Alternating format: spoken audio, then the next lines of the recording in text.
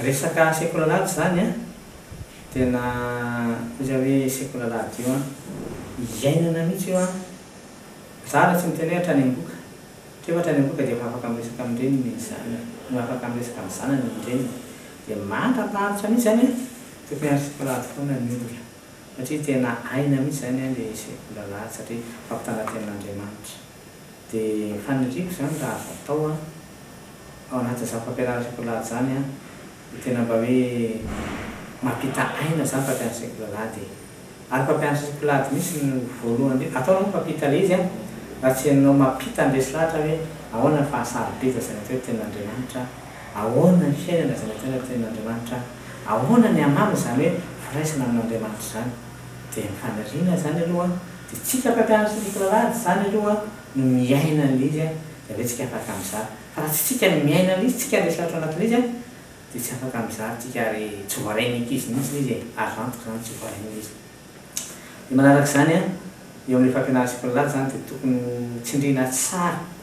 ny hoe mahasarobidy zany firaisana amin'Andriamanitra fitiavan'Andriamanitra zany fa tsy ampitahorana ny ankizy hoe manota fa fitiavan'Andriamanitra dia nandrahana an'i Jesosy a zay zany tena tiana ampianarana sekolalady dia raha vao voarainy ankizy zay na inona zavatra mitranga eo amin'ny fiainany a tsy mandao mihitsy izy tsy misaraka amin'Andriamanitra mihitsy ary mitavyn'Andriamanitra mihitsy satria tady an'ilay ohatrany rainy a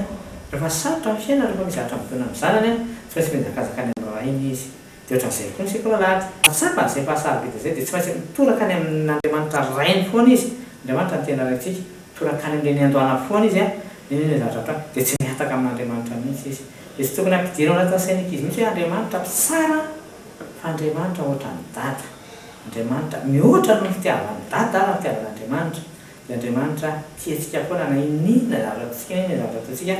tiantsika foana Andriamanitra dia vonona foana Andriamanitra mamela antsika dia vonona foana Andriamanitra natsotra ny tany mandray antsika fa anjarantsika mabe dia tiana taina mpianatra sekolalady zany a dia mbola kely izy a mba tsy halany amin'ny lalana izay efa nampianarina azy a mandra-pialina ety ambonin'ny tany dia engane mba ho janty koa ny mpampianarana sekolalady rehetra mba tonga ny zaza tena olon-dehibe a mba manana ilay fiainana mandrakizay rehefa miala izy dia ho fanahitra Andriamanitra rery ihany izany.